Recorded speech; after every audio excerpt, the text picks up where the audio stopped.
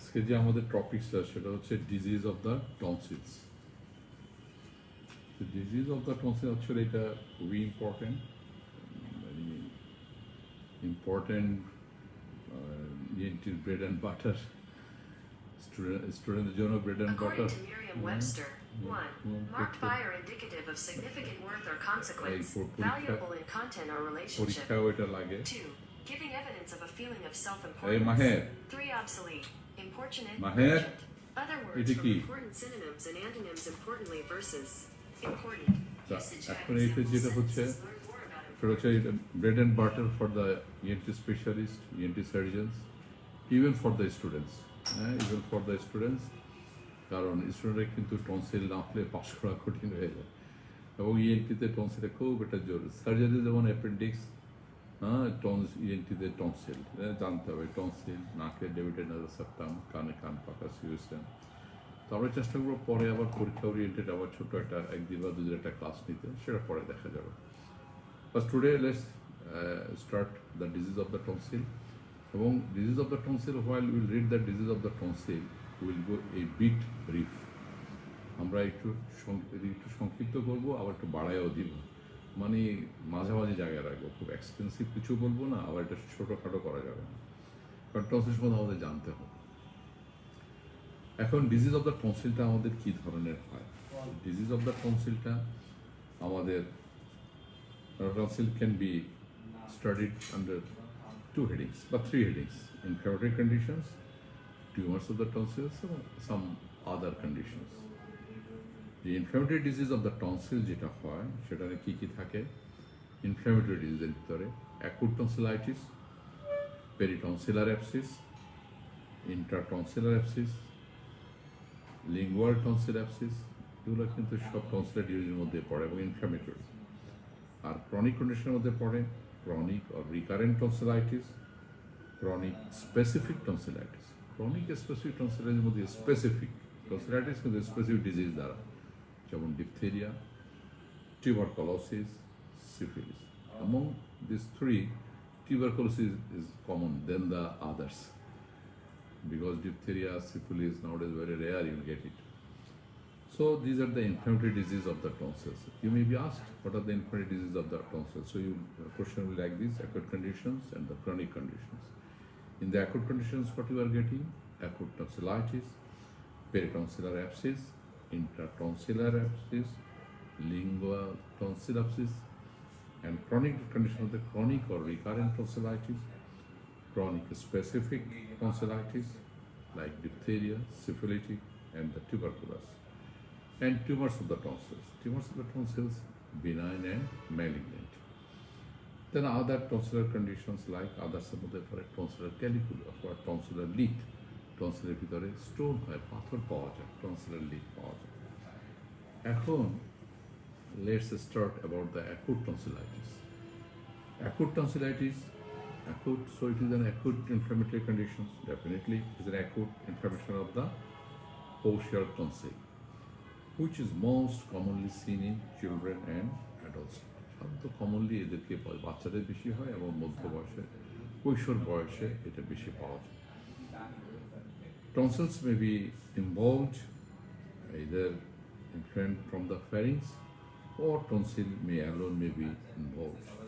এইগুলো টনসিলের সমস্যাটা তার ফ্যারিংস থেকে আসতে পারে, ফ্যারিংসের ইনফেকশন থেকে, অথবা কারো কারো নাক থেকে আসতে পারে, নেজোফ্যারিংস থেকে আসতে পারে। ফ্যারিংস বলতে পুরো নেজোফ্যারিংস, অরোফ্যারিংস পুরো এখান থেকে আসতে পারে। কারো কারো সাইনাস থেকে আসতে পারে, sinus infected then travel to the up to the tonsil. Actually এই রিজনটাতে one infection can be travels to the other reasons. So this acute tonsillitis ব্যাপারটা হচ্ছে অ্যাকুট ইনফ্লামেশন, এবং এই অ্যাকুট ইনফ্লামেশনটা যেটা হচ্ছে সেটা আমাদের কমনলি হয় চিলড্রেনে, অ্যাডাল্টসেরও হতে পারে, usually associated with the inflammation of the pharynx, or maybe tonsil may be involved alone. What are the causative organisms? What is the causative organisms you will get in the acute tonsillitis? In the acute tonsillitis, you will get the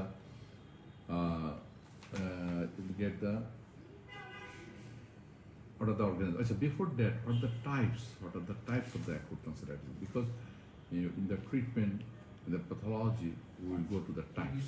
So the types, it may be acute catheteral, acute follicular, parenchymatous, or membranous type. তাহলে আমরা কি পেতে পারি?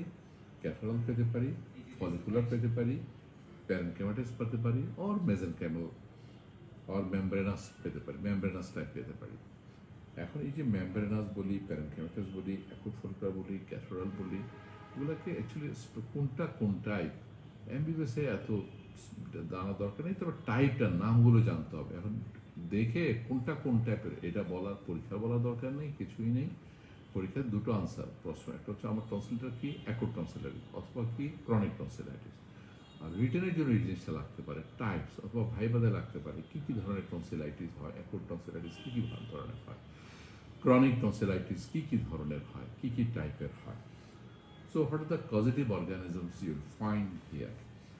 The causative organisms you'll find here, mainly 95% in the cases, the causative organism is the hemolytic streptococci. Then staphylococcus, Haemophilus influenza. These are the younger people, but in older people you'll get the pneumococci are the common. These are the bacteria, but sometimes upper respiratory tract viruses are the commonest cause of the acute tonsillitis and acute pharyngitis. I told you this tonsillitis may be secondary from the acute pharyngitis, and usually it comes from the viral origin. And what are the predisposing factors for acute tonsillitis? What are the predisposing factors? Predisposing factors are number 1, upper respiratory tract infection, chronic sinusitis, chronic tonsillitis. In case of the chronic tonsillitis, when there is acute tonsillitis, we used to tell it acute exacerbation on the chronic tonsillitis. So, what are the predisposing factors? কি কারণে আমার কি factor আমাকে আমার acute tonsillitis করতে পারে? তাহলে হচ্ছে একটা upper respiratory tract infection, chronic sinusitis, chronic tonsillitis, কারো যে বডির রেজিস্ট্যান্স কম থাকে, lowered body resistance, broad body distance, exposure to the contagious infection, excessive use of the cold drinks, excessive pollution, sometimes from the foreign body impaction, দেখা গেল টনসিলের ভিতরে একটা কাটা ঢুকলো, প্রপারলি রিমুভ হলো না বা খোঁচাখুচি করা হলো, then it was maybe the infected. It is maybe the predisposing factors for the acute tonsillitis. So these are the predisposing factors for the acute tonsillitis. Now, what are the symptoms? What are the symptoms of the acute tonsillitis? The symptoms of the acute tonsillitis are general and the local. The general symptoms are pyrexia, জ্বর থাকতে পারে পেশেন্টের, headache হতে পারে, ম্যালেজ হতে পারে। So headache, malaise, pyrexia. And the locally patient কিভাবে present করবে আমাদের কাছে? Sore throat, irritation of the throat, odynophagia. Odynophagia means painful deglutition. Painful deglutition is called odynophagia. Pain around the upper part of the neck. Pain in the upper part of the neck. And this pain may be radiated to the ear. This pain may be radiated to the ear. And voice change may be present. Sometimes, because due to the pain and due to the accumulations of the saliva, patient cannot odynophagia, so he or she cannot swallow the things. So some liquids accumulate there. At that time, the voice becomes muffled types in very severe cases. So sometimes voice changes is present. On examination, what we'll find on examination?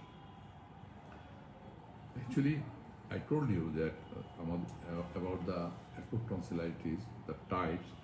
The main types are I told you, catheteral, or you can say, but you can make the specific way 3 types very good: parenchymatous tonsillitis, follicular tonsillitis, and membranous tonsillitis. It's very better to tell in this way: parenchymatous, follicular, and membranous.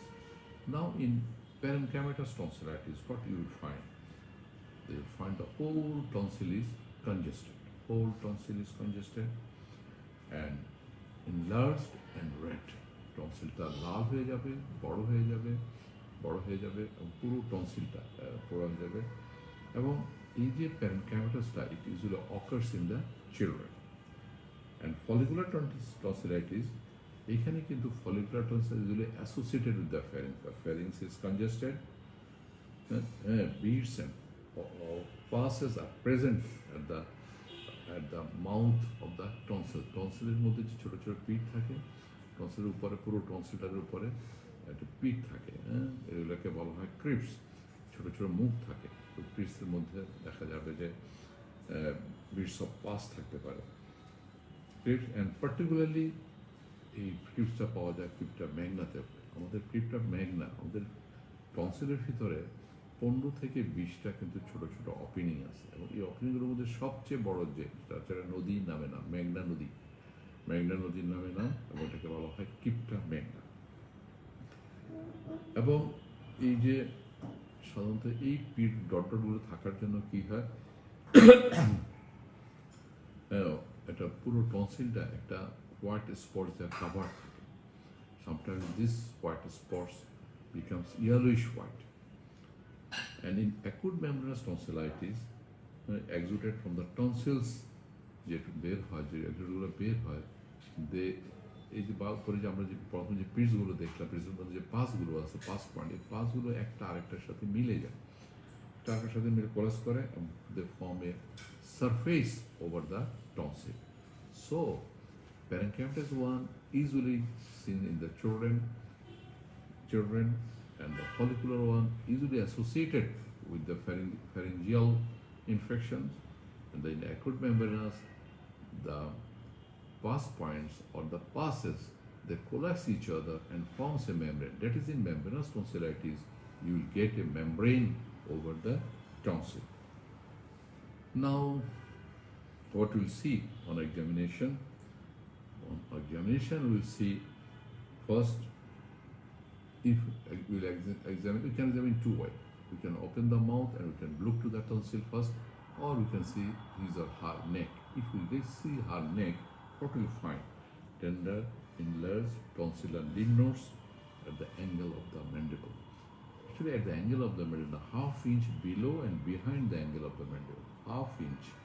এই যে angle আছে, angle থেকে half inch below and behind the angle of the mandible, এটাকে বলা হয় tonsillar node, অথবা বলা হয় টনসিলার গ্ল্যান্ডও বলা হয়। কেন? টনসিল এখানে ড্রেন করে, এবং এর নাম কি? Jugulodigastric lymph node. So in acute tonsillitis, chronic tonsillitis will differentiate by this glands condition. I will tell in the chronic tonsillitis, when I will discuss about the chronic tonsillitis, then I will tell about that. But in here, what's happen? We'll get the jugular-digastric lymph node is tender and enlarged. And where the jugular-digastric lymph node lies? It lies half inch below and behind the angle of the mandible. এখান থেকে basically bodyতে কোথায় থাকে? The body থাকে, you know, jugular vein and digastric muscle, posterior belly of the digastric. So posterior belly of the digastric, যেখানে jugular vein-টাকে cross করে, সেই জায়গার মধ্যে এটা থাকে। এইভাবে আমরা এটাকে বলতে পারি যে কোথায় এটা পাওয়া যায়।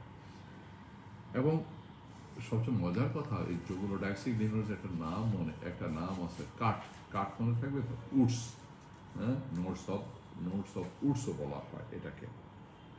এখন how to diagnose it? Simple. Diagnose করার জন্য আমাদের কি করতে হবে? ডায়াগনোস করার জন্য পেশেন্টকে এক্সামিন করতে হবে, এবং এই যে পেশেন্টকে আমরা এক্সামিন করার পরে আমরা কি পাবো?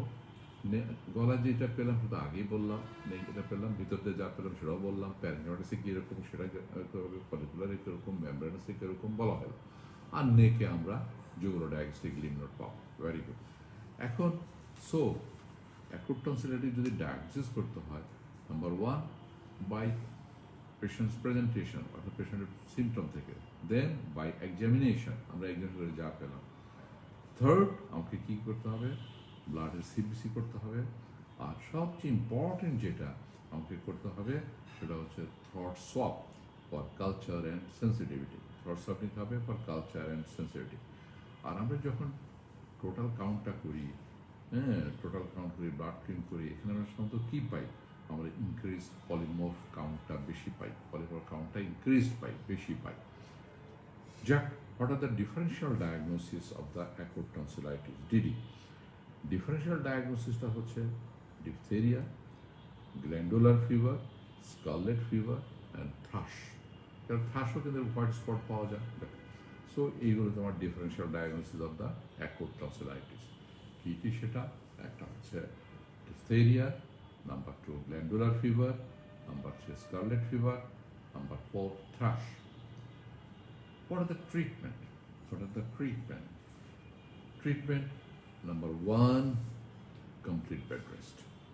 Number 2, warm saline gargling. এটা একদম জরুরি, পেশেন্টকে ওয়ার্ম স্যালাইন দিয়ে আমরা গার্গলিং করাবো, তাকে বেড রেস্ট দিব এবং তাকে সফট খাবার দিব, সিম্পল খাবার দিব এবং গরম খাবার দিব। এগুলো যেন মনে থাকে আর তাকে একটু ভিটামিন দিতে হবে, ভিটামিন সি কমপ্লেক্স, এবং সামটাইমস আমরা কিছু পাই, অ্যানেস্থেটিক লজেন্স থাকে, সেগুলো খেতে দিই। সবচেয়ে ইম্পর্টেন্ট যেটা অ্যাকুটের ভিতর, দো ইট ইজ ভাইরাল কেসও কমনলি হতে পারে, কিন্তু অ্যান্টিবায়োটিক ইউজ করাটা আমাদের জন্য ম্যান্ডেটরি। সেই অ্যান্টিবায়োটিকটা আমরা কী করি? ব্রড স্পেকট্রাম অ্যান্টিবায়োটিক আমরা ইউজ করি। এবং কতদিনের জন্য? অ্যাকচুয়ালি ইএনটিতে আমি একটা কমন ফর্মুলা রাখি যে always antibiotics for 10 days, minimum 10 days, optimum 14 days. Actually, it depends. And if you use azithromycin, at that time it is not for the 10 days, maximum 6 days. So like this. And as there is a pain, there is inflammation, there is edema, so anti-inflammatory drug should be used. Then the treatment. After the treatment comes the complications. So complications, what are the complications of the acute tonsillitis?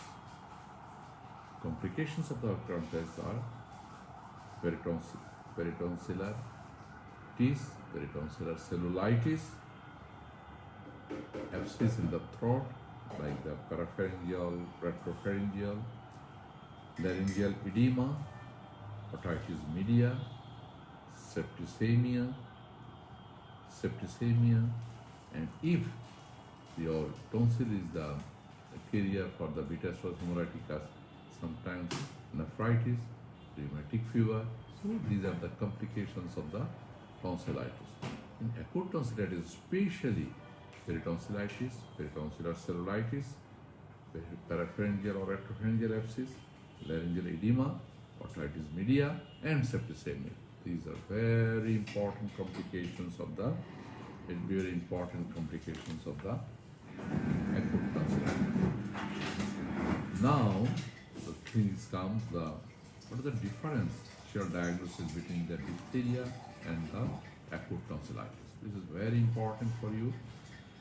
Actually, though diphtheria is nowadays very rare, but it comes because in your life maybe you see 1 or 2 cases, and if you miss it, then একদম বিপর্যয় ঘটে যাবে। সুতরাং you keep it in mind. What are the difference between the acute tonsillitis and the diphtheria?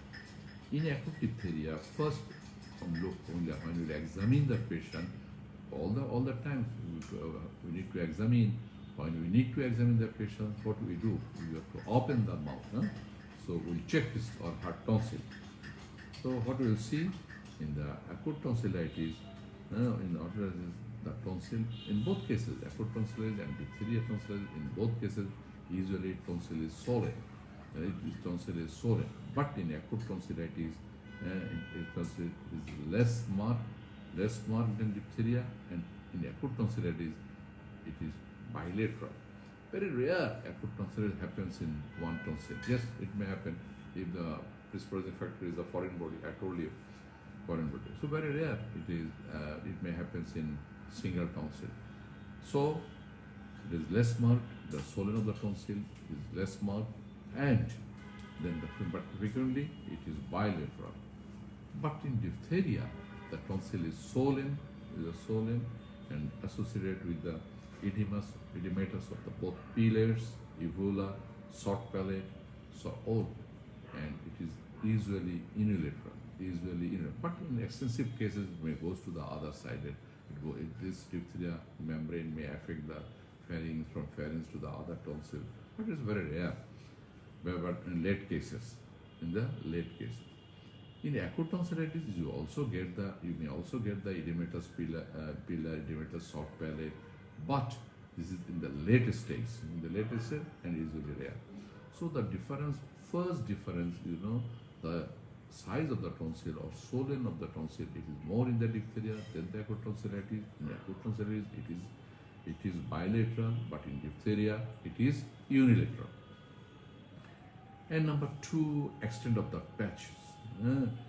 Extent of the patch. I told you, the membranous labyrinth, you get a membrane over the tonsil. Yes, and usually this you will get it over the tonsil. But in case of diphtheria, this membrane, you will see it will extend beyond the tonsils to oropharynx, beyond the tonsils or the oropharynx. And that means the extent of patches, or you can say membrane, and this membrane is dirty white, and it is called pseudomembrane. It is called the pseudomembrane, and this pseudomembrane is limited to the tonsil only. But in case of the diphtheria, this membrane is not pseudo. This is a membrane, and it extends from the tonsillar pillars, palate, even maybe to the uvula, even maybe to the posterior pharyngeal wall, oropharynx. And the color of the patches, this color of the patches, this color is, I told you, it is dirty white, or you can say yellowish in case of the acute tonsillitis, but in case of diphtheria, it is white or grayish. You can say chamra dhoro, the wash leather membrane bola hoy এটাকে, wash leather membrane. And this patches and this membrane, and it is about this adherence. In case of acute tonsillitis, it is very superficial and it peels off easily. You can peel it off very easily. But in case of the diphtheria, this membrane, it is deep stitches and difficult to peel off. And when you want to peel it off, you will get bleeding on peeling. And usually after removal, after a while, then again there is a reform of the membrane. But in case of the tonsil, if you remove it, it will not form in that area. But in case of the diphtheria, there is a reformations of the membrane. Then about the odonophagia, yes, in acute tonsillitis, odonophagia is very severe. One important thing, that in diphtheria there is also odonophagia, but it is less severe. And lymph node enlargement in individual nodes are palpable. That is the Goole lymph node. But in case of the diphtheria, there is a marked swollen nodes. The nodes, in the neck, very swollen, and usually on both sides, and it is edematous, there is edematous of the subcutaneous tissue, and in the diphtheria, you will get all the neck is edematous, and it is called the bull's neck. একটা ষাঁড়ের নেকটা যেরকম থাকে এরকম হয়ে যায় ডিপথেরিয়াতে। I saw a patient like that, ঘাড়গুলো একদম এরকম ফুলে যায়, পুরো ঘাড়টা, পুরো ইয়েটা। কিন্তু কখনো তোমার অ্যাকুট টনসিলাইটিস যতই ইনফেক্টেড হোক, ইভেন ইনফেকশনের অ্যাকুট টনসিলাইটিস যদি অ্যাবসেসও হয়ে যায়, there is a abscess formation, দুই দিক দিয়ে একদম ফুলে যাবে না। So it is called the bull's neck. And the constitutional symptoms, it is less severe in case of the acute tonsillitis, but in the diphtheria it is more severe. And the temperature usually in the acute tonsillitis, it is 30 to 40 degrees centigrade, but in the diphtheria it is less. The pulse rate is proportionate to the rise of temperature in case of the acute tonsillitis. Proportionate to the temperature বাড়ছে, তোমার pulse rate বাড়বে, proportionate. But in case of the diphtheria, it is out of proportionate. That is, in the acute tonsillitis is the pulse corresponds to the fever, but in case of the diphtheria, it is initially slow, but later may be irregular. And then if you do the throat swab, the throat swab shows in case of acute tonsillitis, you will get the negative for diphtheria, and you will get some other organisms. But in case of the diphtheria, in the acute tonsillitis, you will not get the negative diphtheria. You will not get the Corynebacterium diphtheria or bacterial organism. But in case of the diphtheria, you will get the Corynebacterium diphtheria that is positive in most of the cases. And you have to do the Schick test. And Schick test is negative in the acute tonsillitis, but positive in case of the diphtheria. If you check the urine, albuminuria, it is absent in the acute tonsillitis, but present in the diphtheria. And usually the treatment in acute tonsillitis with antibiotics, but in the diphtheria with the toxins. So antitoxin, ADS, with the ADS. And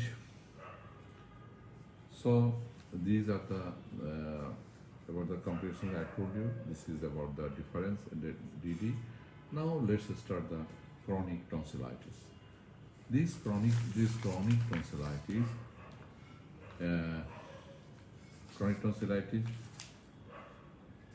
let's check the chronic tonsillitis. After acute tonsillitis, let's check the chronic tonsillitis.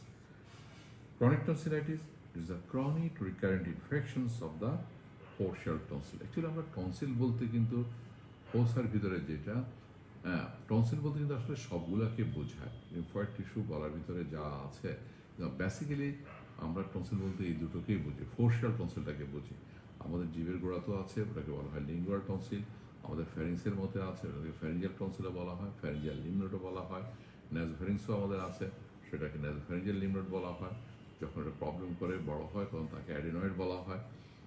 So tonsil সরাসরি এটা, but এর specific name হচ্ছে ফোশিয়াল tonsil. So the chronic tonsillitis,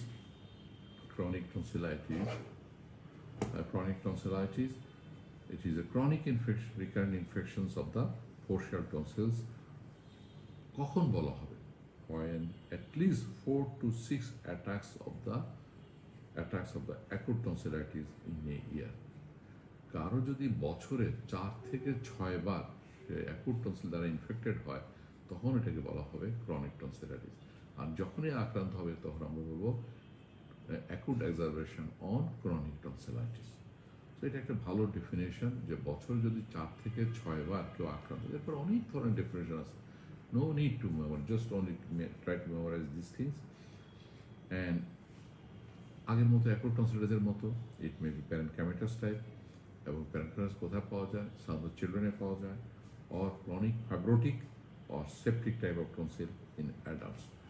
সাধারণত chronic tonsillitis বাচ্চাদের ক্ষেত্রে প্যারেনকাইমাটাস, আর বড়দের ক্ষেত্রে বারবার হতে ছোট হয়ে যায়, ফাইব্রোসিস হয়ে যায়, ফাইব্রোটিক বলা হয় তখন। এখন ফাইব্রোটিক হয় তখন what is the aetiology? Actually chronic tonsillitis it usually follows the recurrent attacks of acute tonsillitis. Acute tonsillitis follow করতে বারবার হতেই আমার ক্রনিক টনসিলাইটিস হয়। এবং এই জন্য হয় কি, যেহেতু অ্যাকুট টনসিলাইটিস থেকেই আমার ক্রনিক টনসিলাইটিস হয়, সুতরাং আমার যে causative organism agent, predisposing factors, all are same to the acute tonsillitis. এখন কেউ যদি তোমাকে জিজ্ঞেস করে যে ক্রনিক টনসিলাইটিসের প্রিডিসপোজিং ফ্যাক্টরস কি, you will say the chronic tonsillitis হতে হলে অ্যাকুট টনসিলাইটিস হতে হবে। আর অ্যাকুট টনসিলাইটিস কতবার হতে হবে? বছরে 4 থেকে 6 বার হলে 4 to 6 টাইমস। আর এই অ্যাকুট টনসিলাইটিস কেন হয়? ওই যে আমরা যে প্রিডিসপোজিং ফ্যাক্টরসগুলো বলেছি, সেই প্রিডিসপোজিং ফ্যাক্টরসগুলোর কথা বলতে হবে, যাক, এখন আসো, এই যে আমার ক্রনিক টনসিলাইটিসটা হচ্ছে, এই ক্রনিক টনসিলাইটিসের আমার এটা কি, প্যাথোলজিটা কি? আমি তো আগে বলেছি যে আমার ক্রনিক টনসিলাইটিস যেটা বা ক্রনিক ইনফ্লামেশন অফ দ্য টনসিলটা, এটা usually starts as an acute inflammation. Acute inflammation শুরু হয়, তারপর কি হয়? The crypts of the Inflamed tonsils are filled with organisms and chronic inflammatory cells. Exudate, debris. Crypts তো আমি আগেই বলেছি যে আমাদের যে টনসিল আছে সেই টনসিলের ভিতরে আমাদের 15 থেকে 20টা ছিদ্র থাকে এবং টানের মতো পথ থাকে এবং এই 15 থেকে 20টা এর মধ্যে সবচেয়ে বড় যেটা সেটাকে বলা হয় ক্রিপ্টামেন। অনেক সময় পেশেন্টরা এসে বলে আমার টনসিলটা ফেটে গেছে বা আমার টনসিলের মধ্যে অনেক দাগ। এটা কিন্তু অনেক ডক্টররা আবার অ্যাডভান্টেজ নেন, তারা আবার বলেন যে হ্যাঁ ফেটে গেছে তাহলে অপারেশন করে নিক। অ্যাকচুয়ালি ডক্টর না, একটু বেশি স্পেশালি কোয়াকরা এটা বেশি নষ্ট করে পেশেন্টদের। আর হা করে দেখে আপনার তো টনসিলটা ফেটে গেছে বা আপনার টনসিলটার মধ্যে তো অনেক দাগ হয়ে গেছে। Actually this is the normal. পেশেন্টকে বুঝাইতে হবে যে যে দাগগুলো আছে গর্ত, এগুলো আপনার প্রয়োজনেই, কারণ এগুলো দিয়ে ময়লাগুলো বের হয়ে আসবে। আচ্ছা, এখন এই যে ক্রিপসগুলো, এই ক্রিপসগুলোর ভিতরে যখন ক্রনিক টনসিলাইটিস হয়, যখন ইনফ্ল্যামড হয়, তখন এরা ফিল্ড উইথ কী থাকে, অর্গানিজম দিয়ে থাকে, chronic inflammatory cells, exudate and debris. এবং এই যে টনসিলের যে লাইনিং ইপিথেলিয়াম আছে, এই যে ক্রিপসের ভিতরেও তো ইপিথেলিয়ামটা গেল, এটা যদি কোনো কারণে ডিনোটেড হয়ে যায় তাহলে কি হয়, they allows the direct entry of the organisms into the parenchyma. আমার যে কাভারিং আছে, কাভারিংটা যদি ছিঁড়ে যায় তখন অর্গানিজমগুলো, কারণ ক্রিপসের ভিতরে অলরেডি অর্গানিজম আছেই, সেই অর্গানিজমগুলো করে কি আমার টনসিলের ভিতরে ঢুকে যায়। And sometimes minute abscess walled off by chronic inflammatory cells, inflammatory cells are present, and in the parenchyma, present in the parenchyma, and concretions and intertonsillar abscess may be found. টনসিলের ভিতরে তখন একটা অ্যাবসিসের মতো হয়ে যায়। সো আমার যে প্যাথোলজিটা হয়, তাহলে ক্রনিকের ভিতরে কি হচ্ছে, যে আসলে যে ক্রিপসের ভিতরে অলরেডি যে অর্গানিজমগুলো জমে আছে অল্প অল্প বা ড্যাব্রিজ জমে আছে, ওগুলো কিন্তু আমার প্যারেনকাইমাটাকে অ্যাট্রাক্ট করে এই ঘটনা ঘটিয়ে ফেলে। So what are the symptoms? সিমটমসটা হচ্ছে নাম্বার 1, সোর থ্রট। এবং এটা কী ধরনের সোর থ্রট করেন আছে, repeated attack of sore throat with little remission, মানে অল্প দিন ভালো থাকে আবার সমস্যা দেখা দেয়। এবং in between the attack indicates chronic ইনফ্লামেশনস। এরপরে কি হয়, একটা ইরিটেশন হয়, পেশেন্ট সবসময় ইরিটেশন হয়, গলায় ইরিটেশন থাকে। Sometimes they feel low grade pain around the neck. They also feel, sometimes they feel problem with deglutition, but not like the acute cases. And low grade fever, cough and irritations in the throat is the number 1 symptoms. Cough থাকে. In hypertrophic tonsillitis, chronic tonsillitis, sometimes there may be breathing problem, and patient may snore, there may be snore, and patients have the bad breath, যেটাকে বলা হয় bad breath, halitosis হতে পারে। এই পেশেন্টগুলোকে আমরা যদি examine করি, what will get, যেহেতু আমরা বলেছি যে 3 clinical types are present, so this chronic parenchymatous or hypertrophic tonsillitis, কি হয়, tonsils are uniformly enlarged থাকে and congested থাকে। Sometimes ওরা এত বড় হয়, they meet in the midline and are called the kissing tonsils। এখন একটা এই মিডলাইনের মধ্যে কাছাকাছি হয়ে যাবে, বড়দেরও পাওয়া যায়, বা সাধারণত ছোটদের বাচ্চাদেরটা বেশি পাওয়া যায়। And chronic follicular tonsillitis, ওই আগের মতো acute tonsilলের মতোই, bits of white discharges on the surface of the tonsils, usually at the entrance of the tonsillar clefts, এবং হা করলে দেখা গেল যে পেশেন্টের ভিতরে স্বচ্ছ হোয়াইট থাকে এবং পেশেন্ট সাধারণত এসিমটোমেটিক থাকে। এরা খুব একটা যে ঝামেলা করে তারা, পেশেন্ট শুধু হা করে আমি আমার গলার ভিতরে সাদা দেখি, প্রায় সাদা বের হয়ে থাকে, এগুলো নিয়ে আমাদের কাছে কমপ্লেন করে। এদের আসলে কাউন্সেলিংটা হচ্ছে বেস্ট ওয়ে। সবচেয়ে ইম্পর্টেন্ট যেটা পাওয়া যায়, ক্রনিক ফাইব্রোটিক টনসিলাইটিস, এইটা কমন এবং এটা বেশি পাওয়া যায়। টনসিল, এখানে কি টনসিলস আর স্মল হয়ে যায় and inflamed and occurs in the adult. আসলে ফাইব্রোটিক টনসিলটা আমরা সাধারণত অ্যাডাল্টই পাবো। এদের অ্যান্টেরিয়র টনসিলসটা, অ্যান্টেরিয়র পিলারটা কনজেস্টেড থাকে, or you can say hyperaemic থাকে। The most reliable sign in enlarged is enlarged tender, is enlarged jugulodiastolic lymph node, but it is not tender, non-tender থাকে। jugulodiastolic লিম্ফটা নন টেন্ডার হয়, কিন্তু টেন্ডার কখন হবে? In acute কেসে tender হবে। এবং কোথায়? jugulodiastolic lymph নোডটা, ঠিক আছে। আর এই পেশেন্টগুলোকে যে আমরা যে বললাম, এদের কি হয়, হ্যাঁ, এই পেশেন্টগুলোর কমপ্লিকেশনটা কি হয়, এই ক্রনিক টনসিলাইটিসের কমপ্লিকেশনগুলো, এদের কমপ্লিকেশনটা হচ্ছে লোকাল কমপ্লিকেশন হয় and general complication. Local complication মধ্যে হয় কি?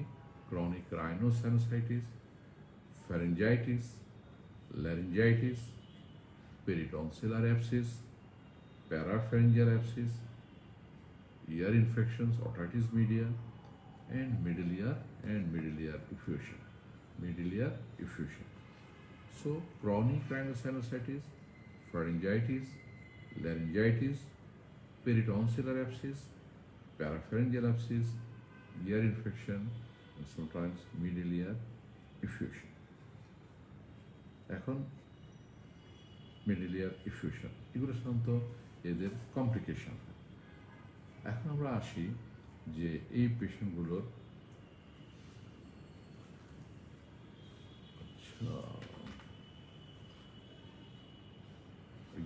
কমপ্লিকেশন পেলাম আমরা।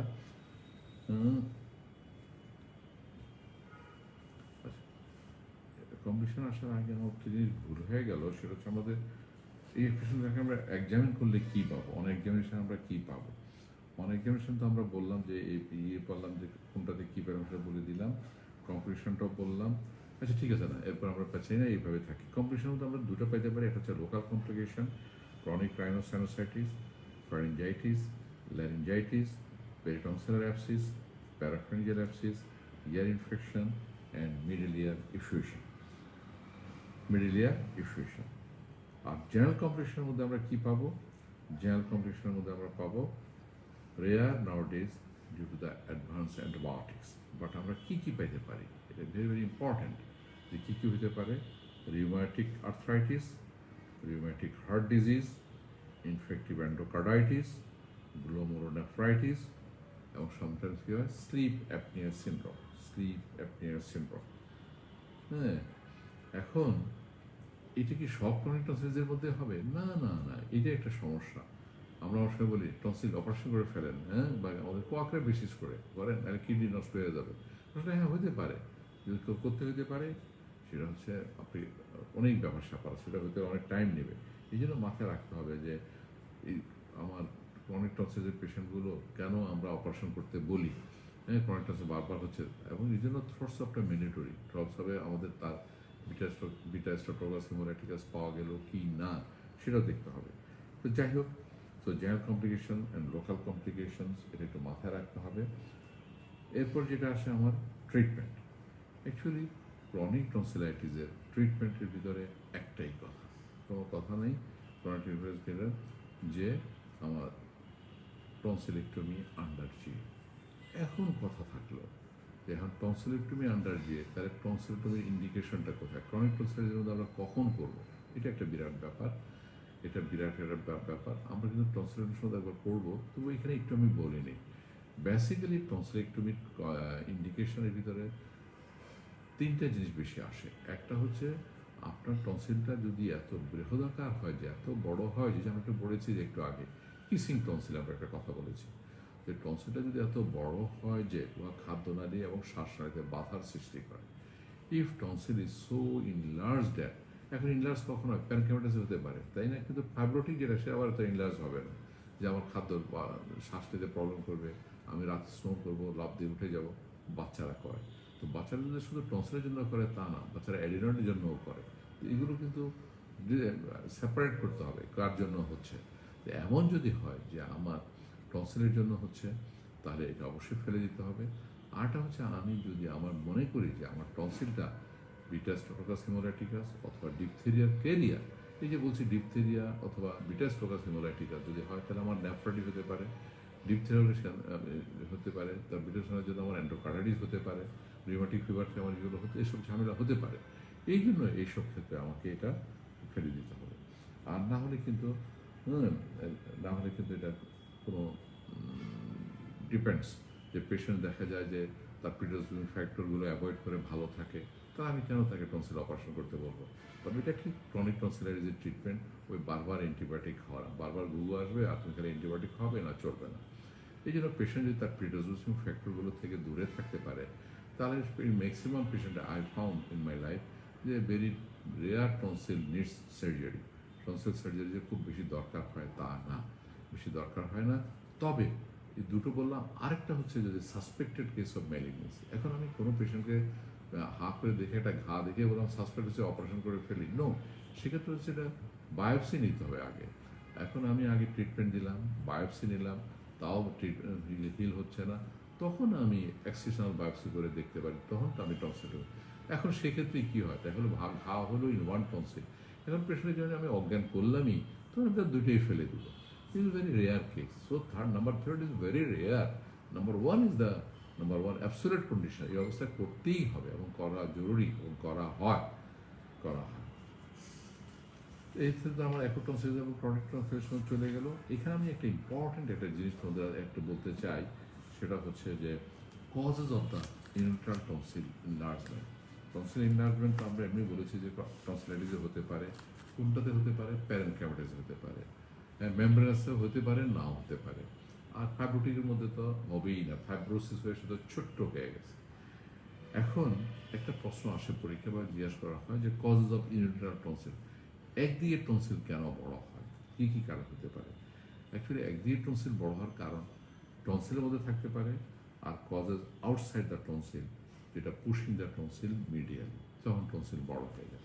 একটা হচ্ছে টনসিলের মধ্যে কারণ থেকে টনসিলটা বড় হয়ে গেল, সেটা একটা কারণ। আরেকটা কারণ হচ্ছে বাইরে কোনো কিছু টনসিলটাকে পুশ করে ভিতর দিয়ে ঢুকায় বড় করে দেবে। এখন কজেস ইন দ্য টনসিলের ভিতরে কী কারণে ইউনিট্রাল টনসিল এনলার্জমেন্ট হতে পারে? তো ফরেন বডি যে হতে পারে, number one. Number two, peritonsillar abscess থেকে হতে পারে। তারপর অ্যাকুট টনসিলাইটিস থেকে হতে পারে, ডিপথেরিয়া থেকে হতে পারে, টিউবারকুলোসিস থেকে হতে পারে, ভিনসেন্টস অ্যাঞ্জিনা, টনসিলার ক্যালিকুলি হতে পারে। টনসিলার যে ক্যালিকুলি হয়, বলছিলাম যে আলাদা টনসিলার ক্যালিকুলি বা টনসিলোলিক বলা হয় এটাকে। তারপর ইন্ট্রাটনসিলার অ্যাবসিস, যদি দুই টনসিলের যে ক্রিপসগুলো আছে তার ভিতরে যদি অ্যাবসিস হয়, ইন্ট্রাটনসিলার অ্যাবসিসের জন্য হতে পারে, সিস্ট হতে পারে, tumours of the tonsils like lymphoma, carcinoma, even aneurysm of the tonsillar artery. So এই সবগুলো কারণে হচ্ছে unilateral enlargement of the tonsil. এখন যদি আমার কোনো একটা unilateral enlargement of the tonsil হয় এবং আনসার্টেইন কজ আমরা খুঁজে পাচ্ছি না, সেক্ষেত্রেও কিন্তু টনসিলেক্টমির একটা ইন্ডিকেশন আছে। হ্যাঁ, ইনভেটর এনলার্জমেন্ট কোনো কাজ খুঁজে পাওয়া যাচ্ছে না, সেটা হতে পারে। আর causes outside the tonsil, the pushing the tonsil medially, সেটার মধ্যে কি, যেমন আমাদের ক্যারোটিড বডি আছে, ক্যারোটিড বডির মধ্যে যদি কোনো অ্যানোরিজম হয়, তাহলেও কিন্তু ধাক্কায় আমার টনসিলটাকে ভিতরে পাঠিয়ে দিতে পারে, বড় করে দিতে পারে। So carotid artery aneurysm number one. Urinal cervical lymphadenitis, এদিক থেকে বড় সার্ভিক্যাল লিম্ফোডেনাইটিস পুশ করতে পারে, আর লেভেল 2-তে যদি 2B-তে যদি থাকে আমার একটু ভিতরে ঢুকাই দিতে পারে। প্যারাফ্যারিঞ্জিয়াল অ্যাবসিস, হ্যাঁ, প্যারাফ্যারিঞ্জিয়াল টিউমার্স হতে পারে, এবং ডিপ লোব, প্যারাটিড গ্ল্যান্ডে যে ডিপ লোবটা আছে, এই প্যারাটিড ডিপ লোব টিউমার যদি হয় বা ডিপ লোবটা যদি কোনো কারণে এনলার্জ হয়, সেই কারণে আমার ইউনিট্রাল টনসিল হতে পারে। সো সাধারণত টনসিল বড় হলে, টনসিলের রোগের জন্য হলে দুই দিকে হতে পারে, দুই দিকে হয় সাধারণত, অ্যাকুট ইনফেকশন, ক্রনিক ইনফেকশন যে কারণে হোক, কিন্তু ইউনিট্রালও হতে পারে। কতগুলো একটু পরীক্ষার জন্য ইম্পর্টেন্ট, এটা একটু মনে রাখতে হবে। ঠিক আছে, সো আজকে আমরা অ্যাকুট টনসিলাইটিস পড়লাম, ক্রনিক টনসিলাইটিস পড়লাম, একটা ইম্পর্টেন্ট জিনিস পড়লাম, সেটা হচ্ছে আমার causes of the unilateral tonsillar enlargement. So thank you very much, see you in the next Sunday. ততদিন আমরা যেন সবাই ভালো থাকি, সবার জন্য দোয়া রইল।